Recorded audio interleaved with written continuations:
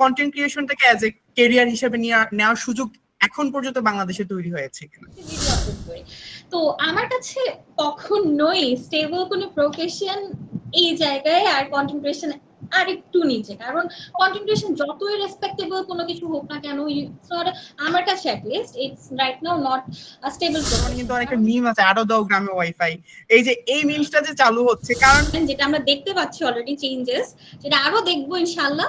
এবং এটাই আমার কাছে ডিজিটাল বাংলাদেশ মানে এই মুহূর্তে একটা ভীষণ রকম উদ্ভাবনময় একটা জায়গা, যেখানে ইনোভেশন দেখতে পাচ্ছি, অনেক ইনভেনশনস দেখতে পাচ্ছি, অনেক নতুন কিছু দেখতে পাচ্ছি এবং এক্সপ্লোর করার ইন্সপায়ার করতেছে যে টাইম ম্যানেজমেন্ট শেখার ক্ষেত্রে।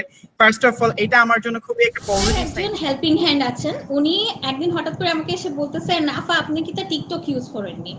তো আমি তখন আসলে টিকটক ইউজ করতাম না। Recently due to my content publicity I felt like আচ্ছা টিকটক অ্যাকচুয়ালি একটা ভালো platform. Is illusion or innovation?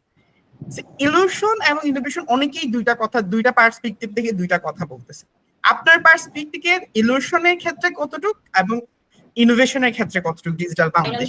সবাই দেখলাম এটা নিয়ে খুব খুব হাইপ করতেছে, লায়লা মামুনের একটা ভিডিও, তারপরে তো এই জিনিসগুলো হচ্ছে মিলিয়ন মিলিয়ন ভিউজ পাইতেছে। এখন আমার কথা হইতেছে তুমি কন্টেন্ট ক্রিয়েটর হইলে তুমি কেন অন্য মানুষের